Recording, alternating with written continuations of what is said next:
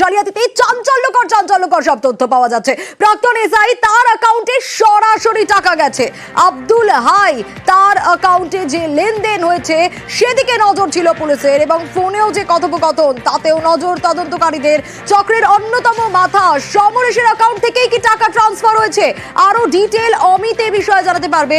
অমিত, এই আব্দুল হাই তার অ্যাকাউন্টে কত টাকা পাওয়া গেল? এটা কি ডিরেক্ট ট্রান্সফার? একেবারে সরাসরি আব্দুল হাই প্রাক্তন সাব ইন্সপেক্টর কলকাতা পুলিশে তার একটিমাত্র অ্যাকাউন্টে 12.5 লক্ষ টাকার বেশি ট্রানজাকশন হয়েছে বা তার অ্যাকাউন্টে গেছে। এবং সমরেশ বিশ্বাস অন্যতম মাথা এই পাসপোর্ট জালিয়াতি, তার অ্যাকাউন্ট থেকে এই টাকাটা গেছে। বিভিন্ন একাধিক ধাপে সেই টাকাটা গেছে।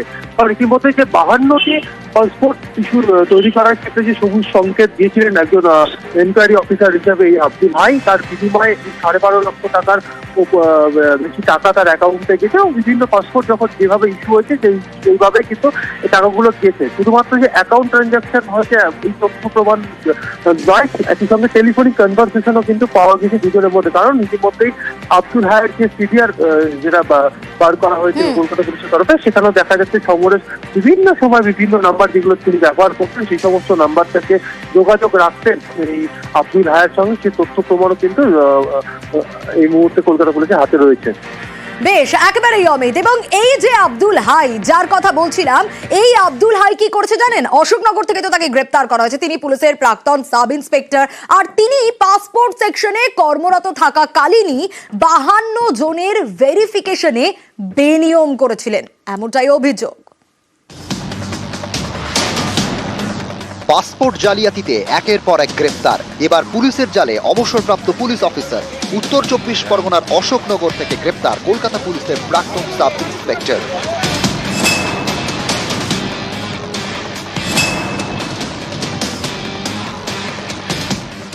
আব্দুল হাই কলকাতা পুলিশের প্রাক্তন সাব ইন্সপেক্টর, 2024-এ অবসর নেন।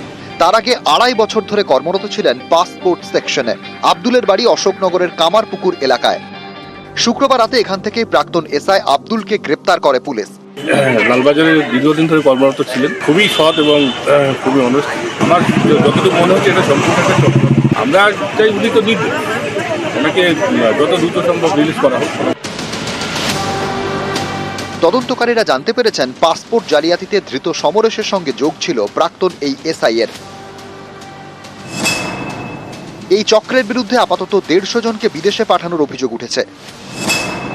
তদন্তকারীরা জানতে পেরেছেন এর মধ্যে 52 জনের পাসপোর্টের ভেরিফিকেশন হয়েছে আব্দুলের হাত ধরে। পাসপোর্ট সেকশনে যাতায়াত ছিল সমরেশ বিশ্বাসের, সেখানেই পরিচয় হয় আব্দুলের সঙ্গে। একই জেলার বাসিন্দা বুঝতে পেরে আব্দুলের সঙ্গে ঘনিষ্ঠতা বাড়াতে শুরু করে সমরেশ। সুযোগ বুঝে আব্দুলকে টাকার টোপ দেওয়া হয়। অভিযোগ, পাসপোর্ট পিছু 25,000 টাকা করে ঘুষ নিতেন আব্দুল। পুলিশের দাবি, সমরেশের সঙ্গে আব্দুলের আর্থিক লেনদেনের হদিশ মিলেছে। কলকাতা পুলিশের এই প্রাক্তন এসআই এবার পুলিশের জালে। নিউজ 18 বাংলা।